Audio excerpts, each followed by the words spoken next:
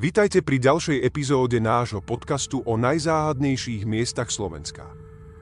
Tentokrát sa vyberieme do čarokrásneho regiónu Kremnice, známeho svojou bohatou baníckou históriou a mystériami ukrytými hlboko pod zemou. V blízkosti Kremnice, v oblasti nazývanej Hámre, sa nachádzajú staré zlaté bane, ktoré boli kedysi plné obrovského bohatstva. Dnes sú však opradené legendami o prekliatiach, zmiznutiach a paranormálnych javoch. Poďme ďalej, aké príbehy a tajomstvá skrývajú tieto dávne bane. História zlatých baní v Kremnici, Kremnica, známa ako Zlaté mesto, patrila od 14. storočia k najvýznamnejším baníckym centrám v Uhorsku. Mesto prosperovalo vďaka bohatým zásobám zlata, ktoré sa ťažilo hlboko pod zemou. Oblasť Hámre bola známa tým, že baníci pracovali v ťažkých podmienkach, aby získali drahé kovy. Rozmach ťažby. V 15. storočí boli kremnické bane jednými z najproduktívnejších v Európe. Ich zlato sa používalo na razenie kremnických dukátov, ktoré boli považované za najhodnotnejšie mince vtedajšej Európy. Nebezpečenstvo. Práca v baniach bola mimoriadne náročná a nebezpečná.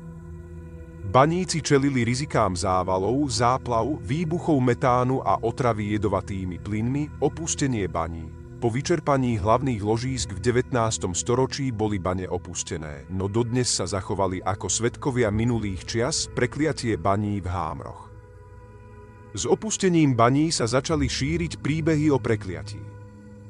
Podľa miestnych povestí boli bane prekliaté potom, ako skupina baníkov odmietla dodržiavať kresťanské tradície a zosmiešnila svätého patróna baníkov, svätý Klementa. Následne mali byť všetci postihnutí tragédiou legenda o závale. Najznámejší príbeh hovorí o tom, ako počas veľkého závalu zostala skupina baníkov uväznená hlboko pod zemou. Napriek snahe o ich záchranu sa ich telá nikdy nenašli.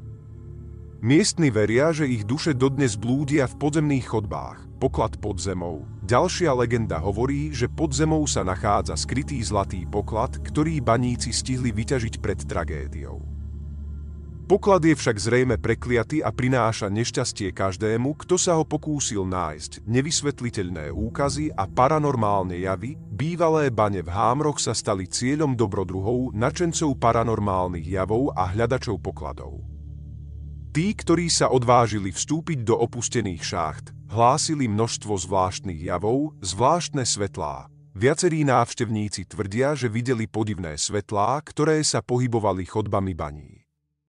Tieto svetlá sa objavujú najmä v noci a niektorí tvrdia, že majú podobu sviečok alebo lucerien, hlasy a ozveny. Baníci, ktorí v minulosti vykonávali prieskum, hlásili, že počuli nevysvetliteľné hlasy, šepoty a dokonca banské piesne, hoci v okolí nebol nikto iný, záhadné tiene. Viacerí ľudia tvrdia, že v temných chodbách videli tiene, ktoré sa pohybovali neprirodzene.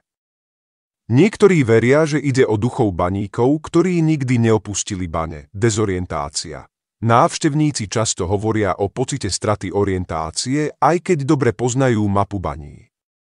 Niektorí tvrdia, že sa im časom stratil pojem o čase a mali pocit, že boli oveľa dlhšie, než v skutočnosti boli. Nevysvetliteľné vibrácie. Niektorí svedkovia popísali, že cítili vibrácie pod nohami, ako by sa chystalo menšie zrútenie. Pri kontrole sa však nenašli žiadne známky pohybu skál, miestne povesti. Duch banského majstra. Legenda hovorí o duchovi banského majstra, ktorý objavuje návštevníkom a varuje ich pred vstupom do baní. Tí, ktorí ho nepočúvnu, pravdepodobne zažijú nešťastie. Tajomná brána. Podľa niektorých povestí existuje tajná brána v jednej zo šácht, ktorá vedie do podzemného sveta. Tí, ktorí cez ňu prejdú, sa už nikdy nevrátia. Poklad zlata. Miestni veria, že zlato z Hámrov je prekliaté a kto sa ho pokúsil nájsť, zaplatí za to vlastným životom alebo zdravím. Výskumy a prieskumy, hoci sú bane v Hámroch oficiálne opustené, vykonávali sa tu viaceré prieskumy, archeologické nálezy. Archeológovia objavili nálezy nástrojov a strojov používaných pri ťažbe, ktoré poskytujú cenné informácie o živote baníkov. Paranormálne vyšetrenia. Lovci navštívili bane a zaznamenali nevysvetliteľné zvuky, svetelné úkazy a kolísanie elektromagnetického poľa. Prieskum turistov opisujú niektorí amatérsky prieskumníci, že sa im podarilo objaviť nové chodby a komory, niektoré zážitky z týchto prieskumov často uvádzajú ako desivé. Prečo Hámre fascinujú aj dnes? Hámre pri Kremnici sú fascinujúce nielen svojou históriou, ale aj aurou tajomnou, ktorá ich obklopuje. Či už ste nadšencom histórie, paranormálnych javov alebo dobrodružstiev, toto miesto ponúka niečo pre každého. Príbehy o prekliatí, pokladoch a duchoch robia z Hámrov jedno z najtajomnejších miest na Slovensku. Hámre pri Kremnici sú živým svedkom histórie a záhad, ktoré dokážu zaujať a fascinovať. Či už veríte na duchov alebo nie, len je isté, toto miesto vás nenechá chladnými. Ďakujeme, že ste si vypočuli dnešný podcast.